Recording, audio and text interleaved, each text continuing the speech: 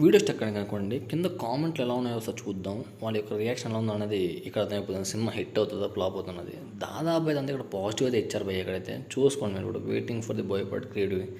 ఎందుకంటే మన వాళ్ళు మామూలు లేదంట. టీజర్ మొత్తం గట్టిగా ఉంది.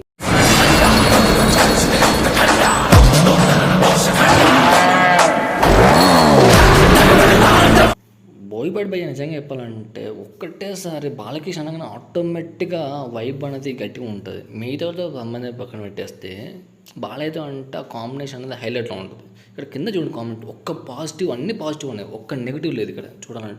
చూడండి ఒక్కటంటే ఒక్కట్లేదు. Boyapati Balayya combination to frank చెప్పాలంటే ఈ టీజర్ చూసాక దాదాపు సినిమా మ్యాక్సిమం అయితే హిట్ అయింది అనుకుంటున్నాం భయ్య. ఎందుకంటే ఆడి అఖండం అన్నది ఆడి సూపర్ హిట్ అన్నది. ఇప్పుడు కూడా నెక్స్ట్ వచ్చి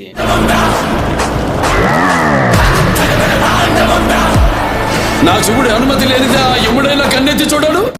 దీనమ్మ జీవితం కాకపోతే డైలాగ్ మాత్రం హైలైట్ ఉంది భయ్య, మామూలు లేదు. థియేటర్లో పూనకాళ్ళు వచ్చేస్తూ ఉంటే ఇది మాత్రం పక్క రాసి పెట్టుకోండి. టూ ఫ్రాంక్ చెప్తున్నాను, పక్కా గ్యారంటీ. సినిమా మ్యాక్సిమం అయితే హిట్ అయ్యే ఛాన్స్ ఎక్కువ ఉంది. ఎందుకంటే నెగిటివ్ కామెంట్స్ ఉన్నాయి చాలా, అంటే చాలా వరకు 0.1% వచ్చామనుకుంటున్నాను. నాకైతే ఒక్కసారి నెగిటివ్ కామెంట్ అవ్వట్లేదు. చూడండి టీజర్ అదిరిపోయింది. బాలకృష్ణ గారి లేయర్ లెవెల్ అనేది బొమ్మ దద్దరిల్లిపోయింది.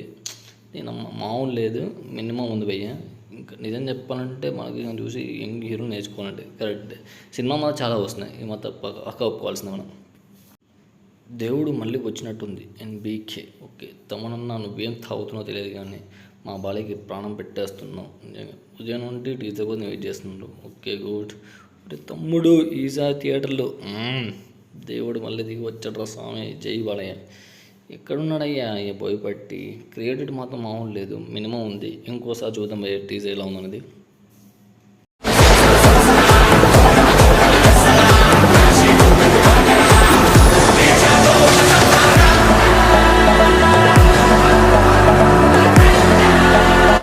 టీజర్ బట్టి చూస్తే భయ్య నాకు తెలిసి సినిమా హిట్ అయ్యే ఛాన్సే ఎక్కువ.